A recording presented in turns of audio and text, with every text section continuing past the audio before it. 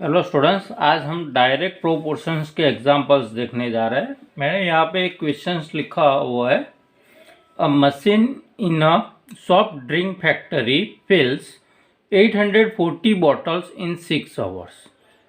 How many bottles will it fill in 5 hours. तो यहाँ पे आप देख सकते हो कि एक सॉफ्ट ड्रिंक की फैक्ट्री है जिसमें एक मशीन जो है वो 840 बॉटल्स फिल्स करता है और वो भी 6 आवर्स में। और हमें बोला गया है कि 5 आवर्स में वो कितनी बॉटल्स फिलअप्स करेगा। तो यहाँ पे आप देखोगे कि 840 बॉटल्स जो थी वो 6 आवर में फिलअप होती है। तो अब हमें बोला गया है कि 5 आवर्स में, यानी कि नंबर ऑफ आवर्स यहाँ पे कम हो गए हैं, तो डेफिनेटली नंबर ऑफ बॉटल्स भी क्या होगी, कम फिलअप होगी। तो ये जो एग्जांपल है वो डायरेक्ट प्रोपोर्शन का एग्जांपल है। तो मैं सबसे पहले यहाँ पे आपको और लिखूंगा let the number of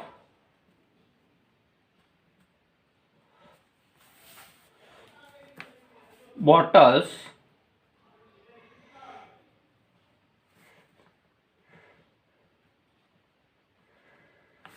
filled by machine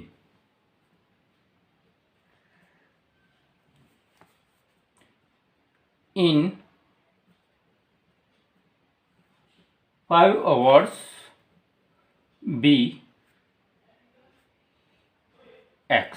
यानी 5 आवर्स में जो बॉटल्स हमें कितनी फिलअप होती है वो ढूंढने के लिए बोला गया है। तो उसके लिए मैंने सबसे पहले एक वेरिएबल ले लिया है कि x। अब मैं यहाँ पे लिखता हूँ, एक टेबल बना देता हूँ। यहाँ पे मैंने लिखा है नंबर ऑफ आवर्स और उसके नीचे यहाँ पे लिख रहा हूँ कि नंबर ऑफ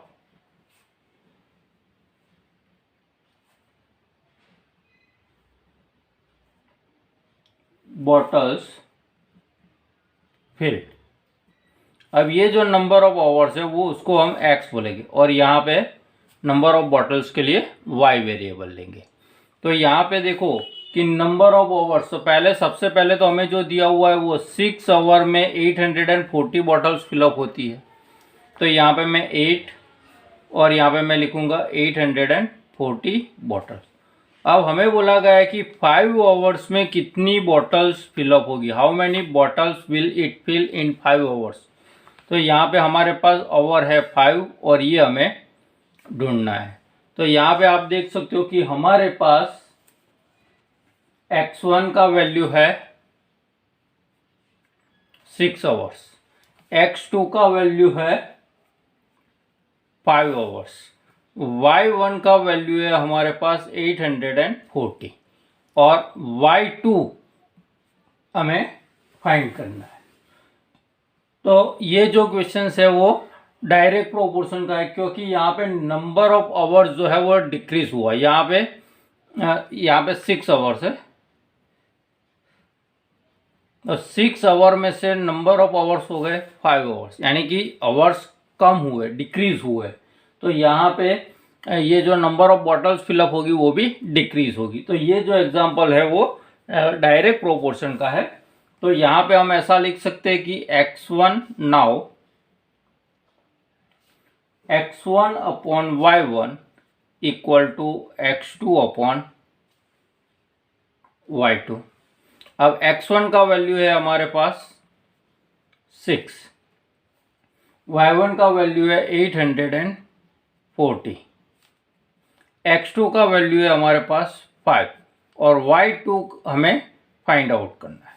तो यहाँ पे हम ये y2 को यहाँ पे ले जाएंगे, तो y2 इक्वल टू, और ये यहाँ पे मल्टीप्लाई होगा, तो 5 इंटू 840 अपॉन 6 आ जाएगा। तो यहाँ पे आप देख सकते हो कि ये जो है 6 1 जा 6, 6 4 जा 24 और यहाँ पे ये 0 बचा तो ये 0। अब 140 इंटू 5, तो यहाँ पे हम लिख सकते हैं कि 700 बॉटल्स आर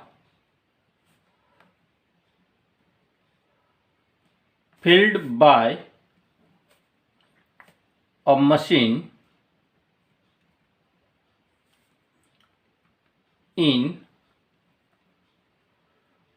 5 आवर्स। अब उसी तरह से एक दूसरा एग्जाम्पल है मेरे पास। Suppose 2 kilogram of sugar contains 9 into 10⁶ crystals. Then how many sugar crystals are there in 5 kilogram of sugar and 1.2 kilogram of sugar? अब यहाँ पे आप देखोगे तो suppose 2 kilogram of sugar contains, यानी कि 2 किलोग्राम अगर शुगर है तो उसमें 9 into 10⁶ क्रिस्टल्स है। तो कितने क्रिस्टल्स होंगे जब हमारा क्वांटिटी 5 किलोग्राम होगा? तो यहाँ पे आप देखोगे कि 2 किलोग्राम में से 5 किलोग्राम हो जाता है, यानी कि किलोग्राम में बढ़ोतरी हुई है, किलोग्राम इंक्रीज हुआ है। तो क्रिस्टल जो है 9 into 10⁶ उसमें भी क्या होगी? बढ़ोतरी होगी।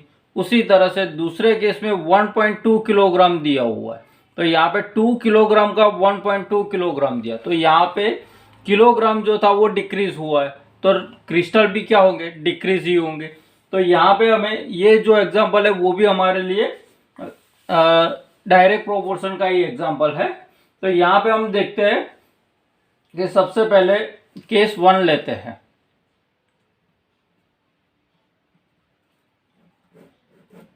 और वो है 5 किलोग्राम ऑफ शुगर का। तो यहाँ पे आप देखो कि 5 किलोग्राम शुगर है, उसके सामने 2 किलोग्राम ऑफ शुगर था। तो यहाँ पे मैं लिखता हूं कि वेट ऑफ शुगर, और उसके नीचे लिखता हूं कि नंबर ऑफ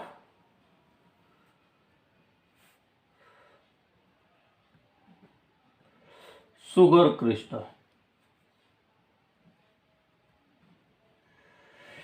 अब वेट ऑफ किलोग्राम, तो सबसे पहले तो 2 किलोग्राम शुगर था, तो मेरे पास क्रिस्टल थे 9 into 10⁶। अब मेरे पास शुगर है 5 किलोग्राम, तो मेरे पास यहाँ पे क्रिस्टल कितने होंगे वो यहाँ पे आ जाएगा। तो यहाँ पे हमारे पास देखें तो x1 का वैल्यू है 2 किलोग्राम, y1 का वैल्यू है 9 into 10⁶, x2 का वैल्यू है हमारे पास 5 किलोग्राम, और y2 हमें फाइंड आउट करना है। तो यहाँ पे ये भी डायरेक्ट प्रोपोर्शन का एग्जांपल है, तो हम यहाँ पे x1 upon y1 equal to x2 upon y2 लिखेंगे। तो यहाँ पे आप देखो x1 का वैल्यू है 2, y1 का वैल्यू है 9 into 10⁶, इक्वल टू x2 का वैल्यू है 5 और y2 का वैल्यू हमें फाइंड आउट करना है। तो यहाँ पे हम y2 इक्वल टू, ये यहाँ पे जाएगा और ये 2 यहाँ पे आएगा, और 9 into 10⁶ यहाँ पे जाएगा, देन 5 into 9 into 10⁶ अपॉन 2। तो 9 into 5 it is 45 into 10⁶ upon 2। Now 45 को अगर हम 2 से डिवाइड करें, 45 को हम 2 से डिवाइड करें तो हमें क्या मिलेगा? It is 22.5 into 10⁶। तो हमें यहाँ पे 22.5 into 10⁶ क्रिस्टल्स मिलेंगे। अब केस नंबर 2 की बात करते हैं। अब केस नंबर 2 जो है,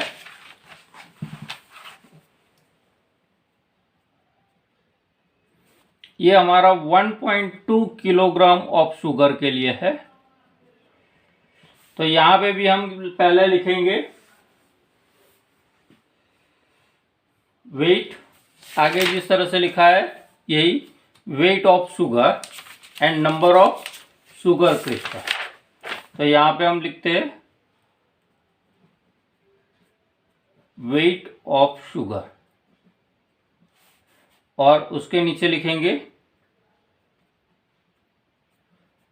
नंबर ऑफ शुगर क्रिस्टल। तो हमारे पास 2 किलोग्राम था, यहाँ पे 9 इंटू 10⁶ था। अब हमारे पास शुगर आया 1.2 किलोग्राम, तो यहाँ पे हाउ मच हो जाएगा। तो यहाँ पे आप देख सकते हो कि हमारे पास x1 का वैल्यू है 2, y1 का वैल्यू है 9 इंटू 10⁶, x2 का वैल्यू है 1.2 किलोग्राम एंड y2 हमें फाइंड आउट करना है। तो हम यहाँ पे लिखेंगे x1 upon y1 equal to x2 upon y2। तो यहाँ पे x1 का 2, y1 का वैल्यू 9 इंटू 10⁶, x2 का वैल्यू 1.2 और डिनोमिनेटर में यहाँ पे y2। फिर से क्रॉस मल्टीप्लिकेशन करेंगे तो y2 equal to 1.2 into 9 into 10⁶ upon 2 मिलेगा। अब यहाँ पे आप देखो तो 2 और यहाँ पे आएगा 0.6, 0.6 को 2 से मल्टीप्लाई करेंगे तो 1.2 मिलेगा। अब 0.6 इंटू 9 करेंगे तो 9 6 54 और एक डेसिमल कट करेंगे तो 5.4 इंटू 10⁶ शुगर क्रिस्टल हमें 1.2 किलोग्राम ऑफ शुगर में मिलेंगे। तीसरा एक एग्जांपल लेते हैं जिसमें लिखा हुआ है अ लोडेड ट्रक ट्रैवल्स 14 किलोमीटर्स इन 25 मिनट्स। लोडेड ट्रक जो है वो कितना डिस्टेंस कवर करता है, 14 किलोमीटर्स, और वो भी 25 मिनट्स में। तो यहाँ पे आप देखोगे कि ट्रक जो है वो 14 किलोमीटर का डिस्टेंस कवर करता है 25 मिनट्स में। If the speed remains the same, how far can it travel in 5 hours. अब अगर उसका स्पीड एज इट इज है तो वो 5 आवर्स में कितना डिस्टेंस कवर करेगी। तो यहाँ पे आप देखो तो ट्रक जो है वो 14 किलोमीटर्स का डिस्टेंस कवर करती है सिर्फ 25 मिनट्स में। तो यहाँ पे अगर हम देखें तो डिस्टेंस लिखते हैं, एक तो डिस्टेंस कवर किया जाता है और उसके सामने है टाइम। अब यहाँ पे आप देखोगे डिस्टेंस जो है वो 14 किलोमीटर हो गया और उसके लिए उसे टाइम लगता है 25 मिनट्स। अब यहाँ पे आप देखो कि हमें बोला गया कि how far can it travel, वो कितना डिस्टेंस ट्रैवल करेगा इन 5 आवर्स। तो यहाँ पे हमें 5 आवर्स लिखना पड़ेगा और ये डिस्टेंस हमें फाइंड आउट करना है।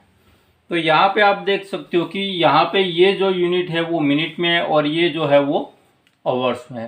तो रेशियो में हमने देखा है कि दोनों क्वांटिटीज़ का यूनिट सेम होना चाहिए। तो यहाँ पे ये जो 5 आवर्स है उसे मैं मिनट्स में कन्वर्ट करूँगा। यहाँ पे 1 आवर इक्वल टू 60 मिनट्स है, हमें मालूम है। तो 5 आवर्स के लिए वो कितना हो जाएगा, 300 मिनट्स। तो अब यहाँ पे आप देखो कि 40 किलोमीटर्स 25 मिनट्स में कंप्लीट होता है। यहाँ पे 5 आवर्स में कितना होगा वो ढूंढना है हमें। तो यहाँ पे हमारे पास x1 का जो वैल्यू है वो है 14 किलोमीटर, y1 का जो वैल्यू है वो है 25 मिनट्स, x2 हमें फाइंड आउट करना है एंड y2 वो हमें दिया हुआ है 300 मिनट्स। अब यहाँ पे आप देखोगे कि ये जो है 25 मिनट्स है और यहाँ पे 300 मिनट्स है। तो मिनट जो टाइम है वो बढ़ गया है, यहाँ पे 25 में से 300 हो गया। तो ये डिस्टेंस जो है वो भी बढ़ जाएगा। तो ये भी जो है ये एग्जांपल वो डायरेक्ट प्रोपोर्शन का है। तो यहाँ पे हम x1 अपॉन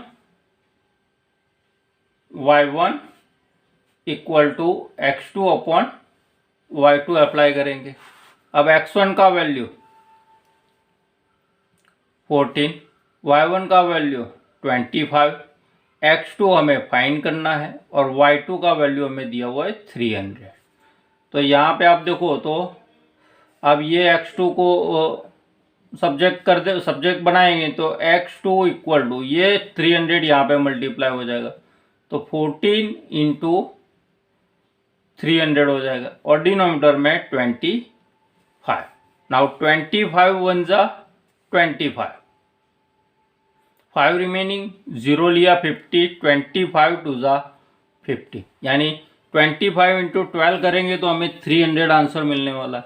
अब हमारे पास बचा है 14 इंटू 12, तो 14 का मल्टीप्लिकेशन 10 के साथ करेंगे तो हमें आंसर मिलेगा 140, एंड 14 का मल्टीप्लिकेशन ये 2 के साथ करेंगे तो हमें आंसर मिलेगा 28। ये दोनों का हम सम करते हैं, 8, 6 एंड 1, तो हमें यहाँ पे आंसर मिला 168 किलोमीटर। तो 5 आवर्स में ये जो लोडेड ट्रक है वो 160 किलोमीटर का डिस्टेंस कवर करेगी।